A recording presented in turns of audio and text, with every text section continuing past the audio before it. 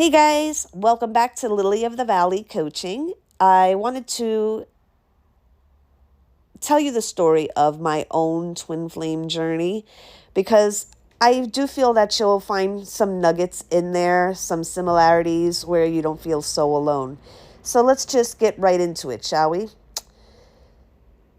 Prior to 2007, when I met my twin flame, I was not exactly living a very good life. Now, my credit was good and I had a good job, but where it came to relationships and love, I was living pretty secularly, if that's a word. Secularly. Yeah. Secularly. Secular. Yeah. Secularly. Oof. That is a tongue twister. And I was looking for validation from the opposite sex. The person that I was prior to meeting my twin, I would not be proud of today because it's a completely different person than I am today.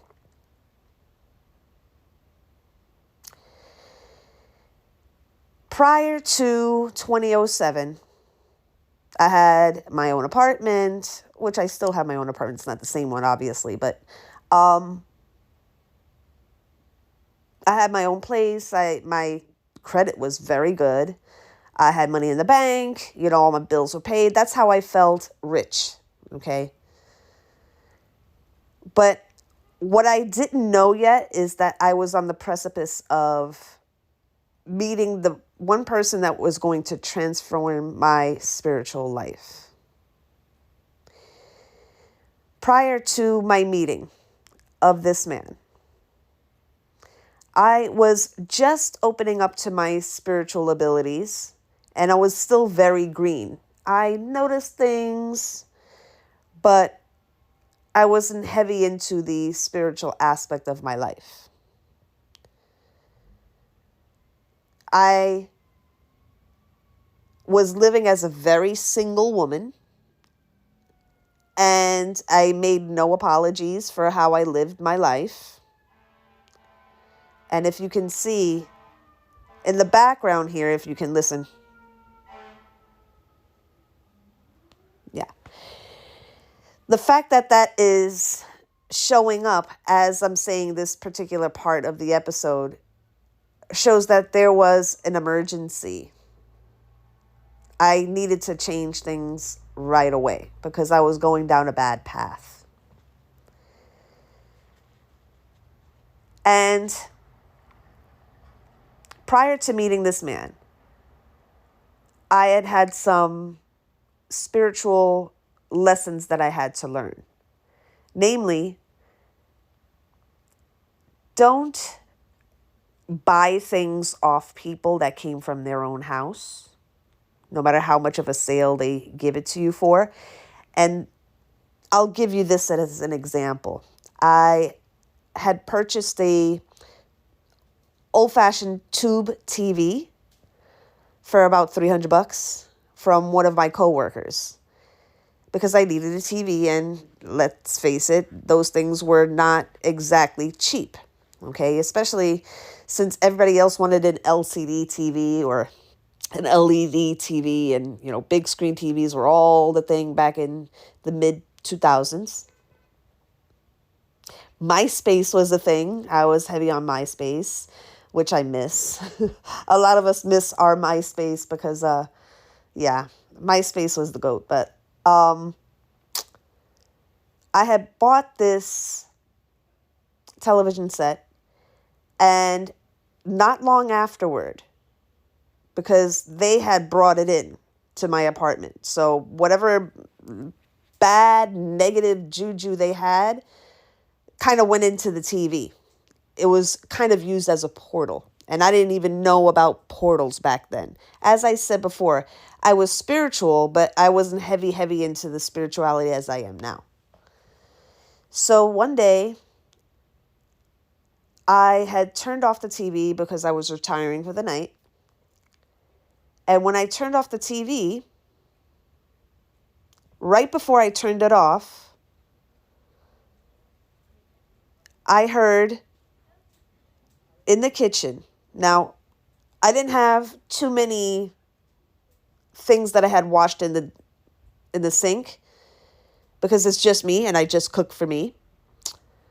So there was maybe a pot and the lid to the pot there, and a plate and a fork and a glass. That's about it. Okay. And I just rewash those same things all the time, because it's just me that I'm cooking for. So I had those things in the drying rack, and I didn't have the windows opened. So tell me why, as I'm retiring for the night, right before I turn off the TV, I hear a crash in the kitchen. The way that I had put the lid in the slats of the drying rack, there was no way that it could have lifted up by itself and dropped to the floor and made kind of like a clanging sound on the linoleum. But there it was. What the fuck is going on? You're thinking to yourself, okay? Go to turn off the TV, this very same tube TV that I purchased from somebody else. And you know how with the tube TV, it causes a line that kind of goes to the center, turns into a dot, and then disappears? Before it did that, it turned into a shape of a demon head looking up through its eyebrows at me. Yeah. And that's what started this whole entire opening up to spirituality and exposing the demonics for what they are. Not long afterward, I was kind of bullshitting with my coworkers, okay? And you know how you pass the time, you bullshit, and while you're working, you're, kind of shooting the shit with them. And it had been mentioned that the younger sister, because I work with both sisters of my twin flame, okay? One of the sisters was kind of like, making the plans for the younger sister that was getting married, okay? She was with her guy for more than 20 years before they decided to get married. And something in the back of my mind was telling me that I was going to get invited to this wedding. I didn't know how, but that was my higher self, that I didn't even realize that I had a higher self, okay, at the time. So we're talking. And at some point, my twin flame gets mentioned. I didn't even know this man existed, okay? And they start describing him. Bernie, he's a white boy like you. Puerto Rican. The both of us are Puerto Rican, right? But I'm light-skinned and he's light-skinned. Okay.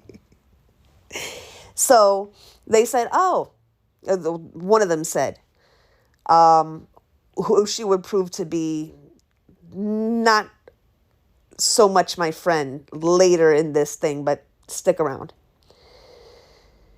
She started selling him to me like a used car. Like, I didn't ask about him. Again, I was living my secular life. I didn't ask about him, but at the same time, my spirit was asking about him. I mean, my conscious mind wasn't asking about him, but my spirit was. So there was that conflict there. And I'm thinking to myself, why is she selling this man to me? Like, I didn't ask. Okay. But something about it. He's a punk like you, Bernie. He's a white boy like you, Bernie. Well, first, I'm not a white boy, but I get it. The skin tone, light-skinned. He's into the same things as you, Bernie. Okay, great, wonderful. It's like, wonderful, I guess. And push comes to shove, and I get a last-minute invite to this wedding. And of course, I don't come empty-handed. I came with a Wamsutta large crystal salad bowl, okay, which I don't know if they still have, but whatever. So I come with gift in hand, wrapped gift in hand with a nice card for the bride-to-be. They give me the address to the house. I show up at the house, and everybody's kind of convening there. And, you know, these women were not into makeup. They knew that I was into makeup, so I had offered to do the bride's makeup. So I'm right in the middle of doing her eye makeup, and I hear the name. They mentioned his name, and for some reason, it's like my soul knew who this person was. And there was an excitement building, right? Now, prior to this, I'm going to take it back a little bit. And I'm going to be jumping back and forth in timelines here, so just stick around. Prior to this, I heard my higher self, almost like a separate voice, but it's my voice, right? And I saw myself. I'm usually dressed in black for some reason. Okay, I guess that's my fully wise version of myself, right? And, or the little, I guess you would call witchy side to me, which I don't really like using that term because of my negative experience with witches, but whatever. But that side of me kept on guiding me. It's my higher self that was guiding me, saying he likes this, put this, wear this. So I'm basically listening to all of this guidance, right? So I show up in exactly what I was told to wear, which that day it was, and I was 31 when I met him, okay? And he was 37. So we're 6 years apart. And we have the exact same birthday, by the way. We're both May 10th. Okay. So we're both Tauruses. And when I was being kind of briefed spiritually as to what to wear, I was told to wear heels, first of all, and a deep plunging black catsuit, like a pants catsuit. I didn't wear a dress. And I was told to wear that, so I wore that. Had my hair slicked back, red lipstick, the eyeliner, the whole entire thing. And, these women knew that I was into all of that, and that was kind of my aesthetic. So when I was doing the makeup for the bride, it was kind of similar with the eyeliner, because this is what I knew how to do. I was very good at doing eyeliner. I could do it with my feet, with my eyes closed. I was so good at doing it. And I'm right in the middle of doing her eye makeup when I heard the one that was proving to be later in this episode, kind of like an agitator, but you'll find out why. Oh, Tommy's on his way up. Okay. So at this point, the excitement is building. I knew I'm about to meet somebody very special. And he finally walks through the door. I'm right in the middle of doing his sister's makeup. And that's how we met. So the fact that I met him the day of his sister's wedding shows that this was divinely orchestrated and guided and ordained and anointed. Okay? Because marriage only comes from God. So who else is going to make this happen? Okay? So we meet, and there's that initial eye contact. So we spoke with our eyes. Like, hi, nice to meet you. Hi, it's nice to meet you too. Shook hands. And that eye contact didn't stop, because at some point we were needing to be rushed to get to the church. So we were deciding who's going to ride with who to get to the church. So everybody else had their own ride, and it turned out that I rode with him. I was in the back seat in the middle. His brother was driving us, and my twin flame was in the passenger side seat in the front. And you know how they have a dashboard mirror in the middle? I caught his eyes looking at me. We caught eyes, and it was kind of like that very coquettish, flirty, like looking and looking away, right? So yeah. We get to the church, they go through the ceremony, I do, smooch, smooch, whatever, okay? And then, of course, there is the reception. So we're all getting to the reception. I get to the reception. And, I came by myself. I didn't come with anybody. So, excuse me. We get to the reception. It's a small reception hall. And he's hanging out for a little bit, had his couple of drinks or whatever with his buddies and everything. And he sits down next to me, and everybody's watching this, okay? So this is why I don't understand this part of it. If you were elemental in getting us together, why are you elemental in trying to bring us apart? I don't understand. But so, to make a long story even longer, he sits down next to me, and he's like, listen, this is not really my scene. There's a jazz club really close by, and we can kind of hang out. Maybe have a couple of drinks. And I was like, no, this is my friend. I want to be here for my friend. He's like, okay. Well, I'm going to head out. Okay. But beforehand, we had traded numbers. Okay, so that's usually a thing. You trade numbers. This is back in the mid 2000s. So we traded numbers, and he supposedly left. I look around. There he is. He didn't leave. I thought this wasn't your scene. Who you staying for? If this is not your scene, who you staying for, I wonder. So the reception ends. We go on about our lives. He goes back to Colorado. I'm here in New York. And we start talking. And at that time, he was working for Stericycle. Okay. So, I'm asking him about his job and everything. He's asking me about mine. And when we initially talked over the phone, it was for like 4 hours.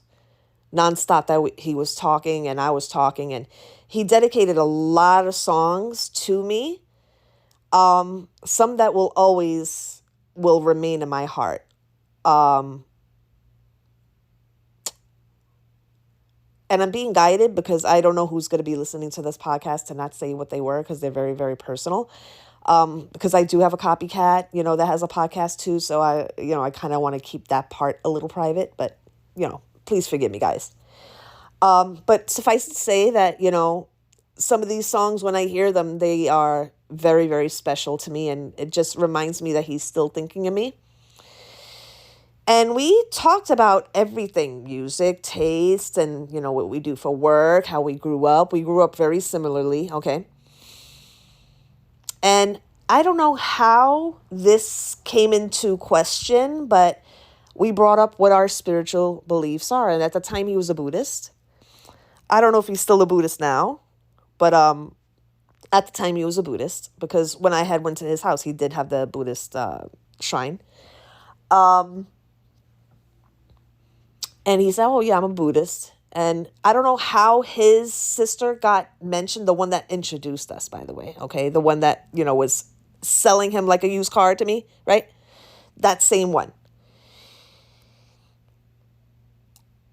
It was revealed something about witchcraft, Santeria, stuff that he wasn't into.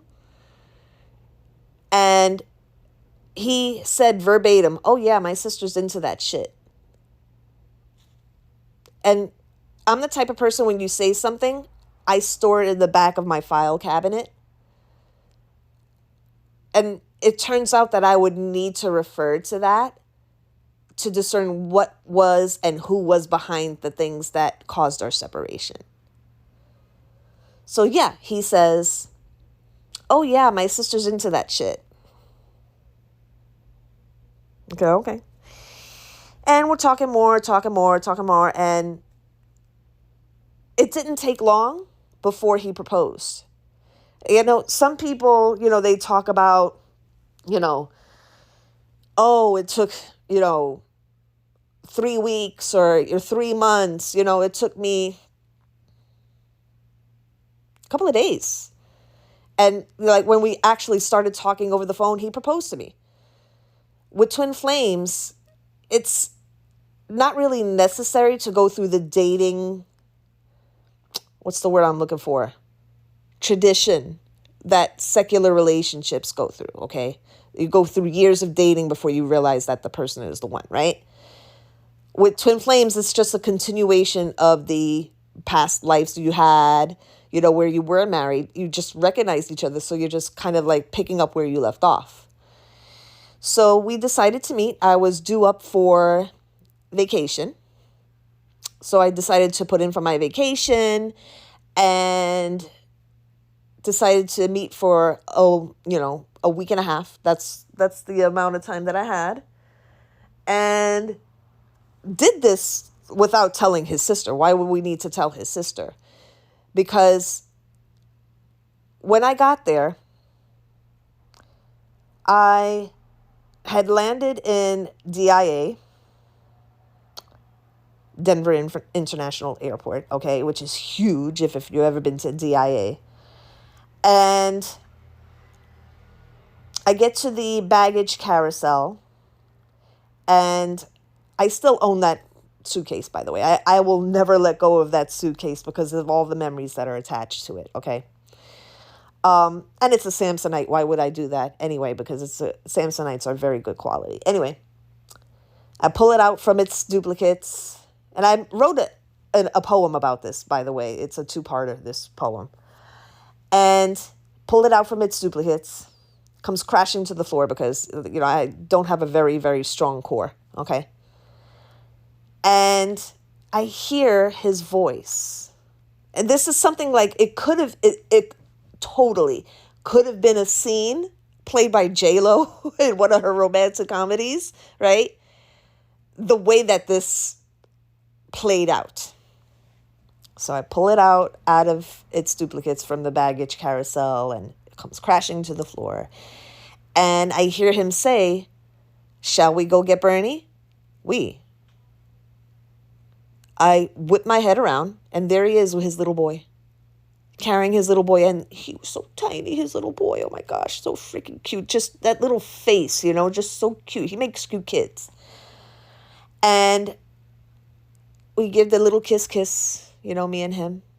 And his best buddy was there to drive us. Okay. So we leave the airport, get into this Escalade, because this guy had an Escalade. Okay. I'm like, excuse me, Escalade. Okay.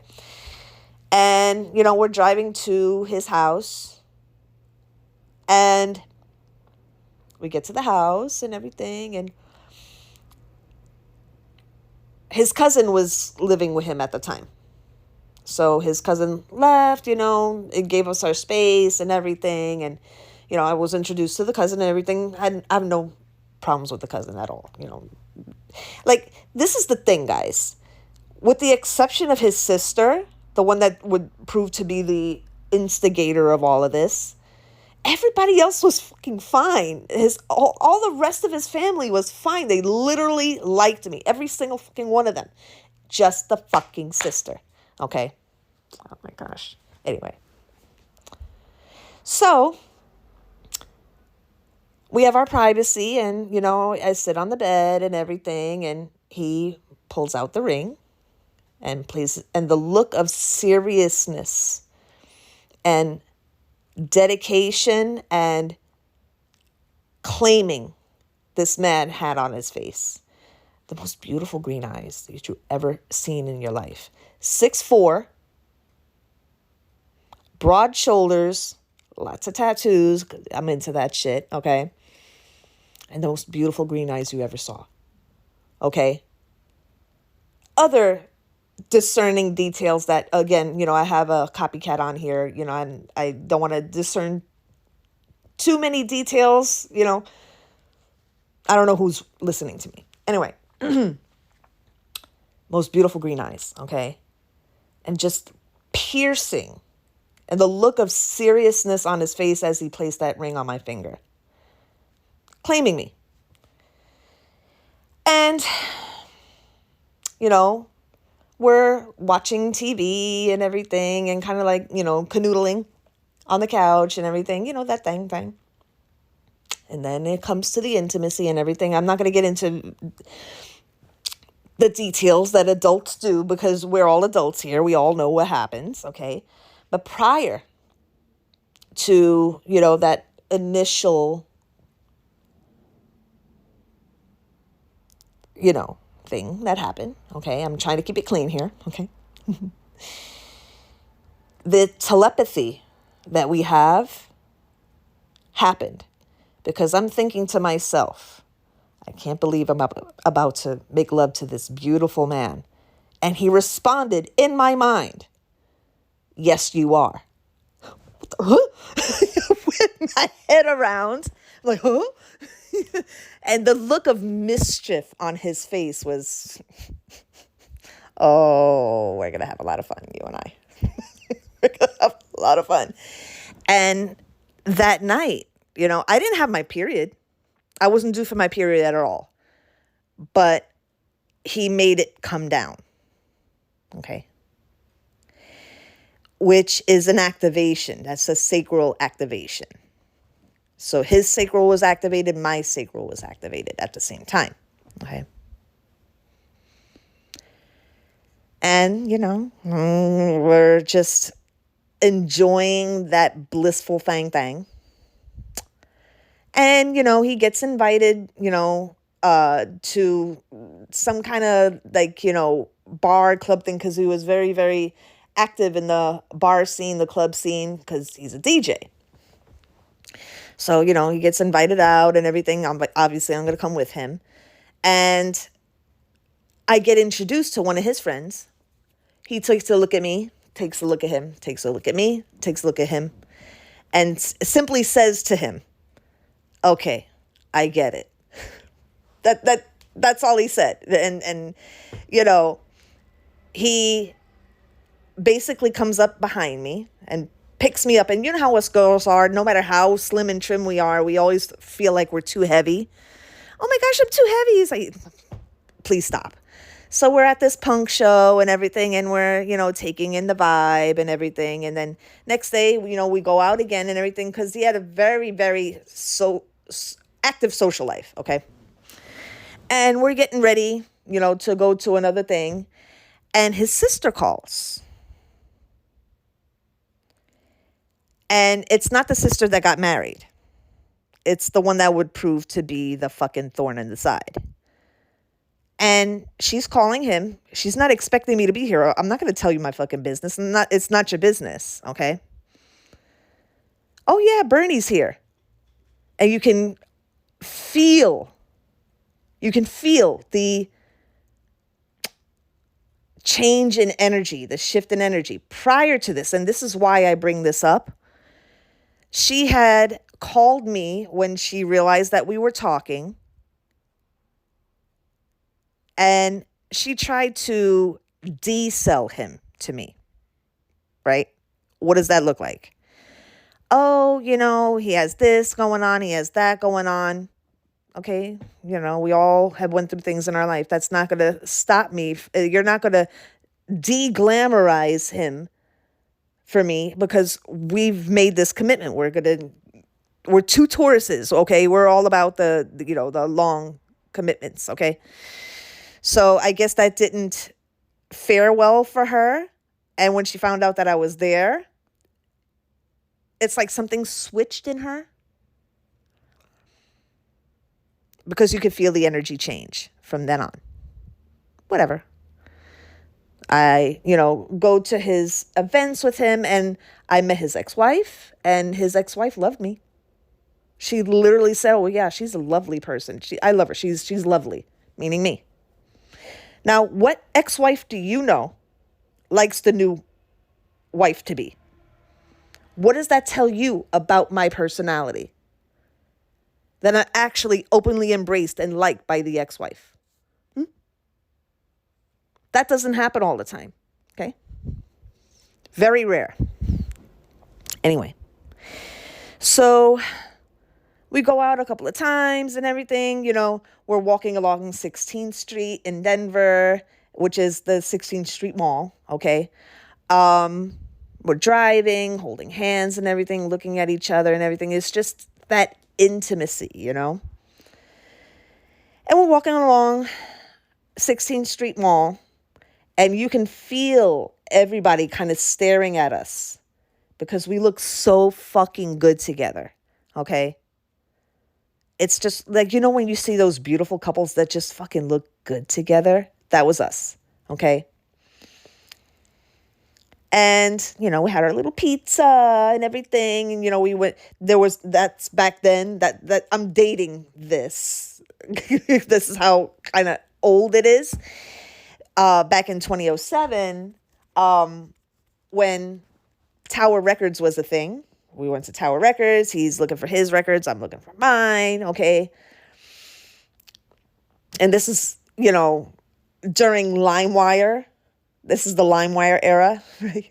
Because if you couldn't afford it, or if you wanted to kind of like take music, it had the LimeWire thing. Those that remember LimeWire, let me know in the comments.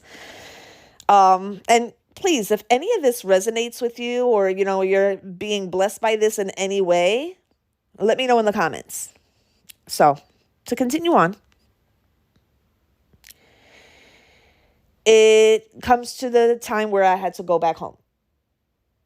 And a little bit prior to that, I felt a little shift in the energy. I don't know if his sister was already working on us from where she was, because I felt a shift in his energy. And when it was time for me to be dropped off at the airport, he dropped me off and everything. But we, kissed goodbye and everything, but it was not like like he had somewhere else to be, right?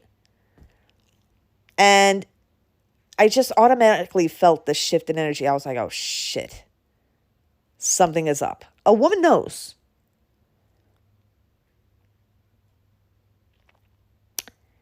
I get back, and my sister had been dealing with complications due to MS, and she was sick for a while. We didn't really have a great relationship towards the end of her life. And I had found out that she had passed away. And, up until recently, I had always had to been the one to deliver the news to my other two sisters, because I'm the more stoic one. I'm not an overly crier or anything. Like, I'll cry, depending on what my relationship was to the person, before they died. But going through this, I needed my husband to be. And he had called me, I was like, babe, my sister passed away and everything. And he had another call coming in. This was back in the times of call waiting. So, oh, that's my sister. I have to take this. It's like, I'll be right back. I'll call you right back. Okay. All right. Yeah, I really could have used talking to you, but, whatevs. Okay. I know the importance of having your sister in your life. I don't know what was said. I have a couple of ideas, and you can tell me in the comments what she probably said. But something was said, and he calls me back after talking to this woman. And he says, Bernie, I'm going to need you to wait for me. Okay, that's a little cryptic. What's going on? It's like, babe, is everything okay? I'm going to need you to wait for me. He didn't want to get into details.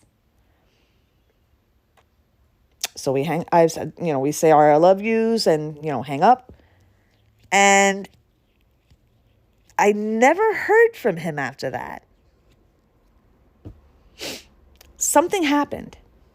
And this was a long time building. Now, I still had his ring, and I would go to work with his ring shining on my finger and everything, and it seemed to incend his sister. About a month in, after not hearing from him, no matter how many times I tried calling him, no answer. About a month later, I find him on Facebook with his ex. Now, his ex is his handler. And the handler has to be a honeypot because the honeypot has to be close enough to this person to do whatever needs to be done. Okay? Since he was in the West Coast, I was in the East Coast, and his sister was in the East Coast, she couldn't get close enough to him. So she needed some kind of honeypot enter in the ex that's been waiting in the wings the whole entire time. Mind you, he was completely broken up with her because exes were mentioned during our 4-hour-long conversation.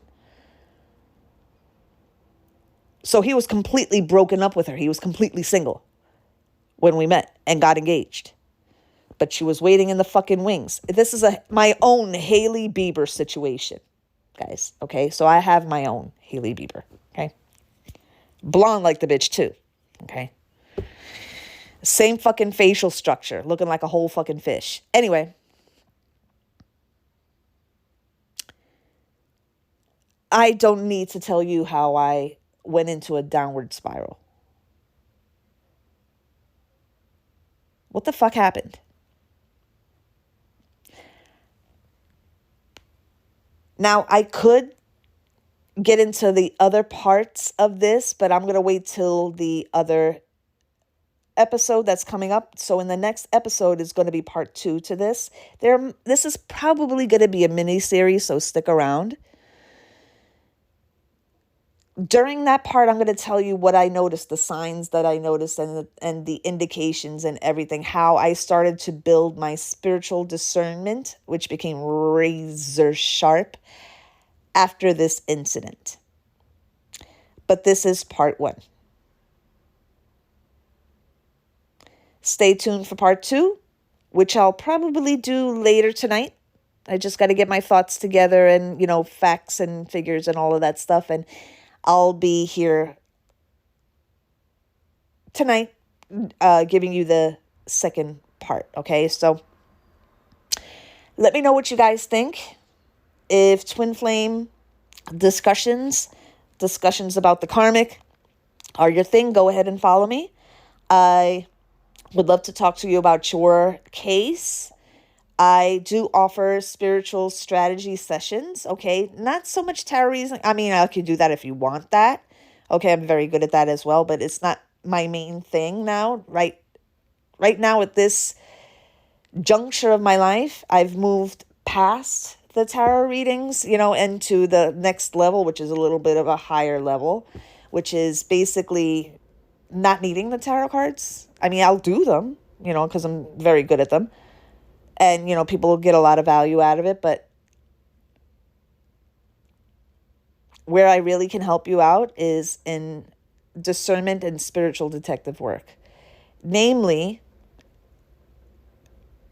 not only deciphering what's going on, but also getting into the criminal mind of the enemy to figure out what their next move is going to be, which they don't like. Because I use both sides to me, the light and the dark.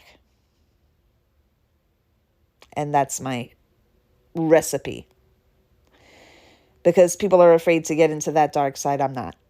I'm a Scorpio rising. I'm not afraid to get into that dark side. Yeah. Okay.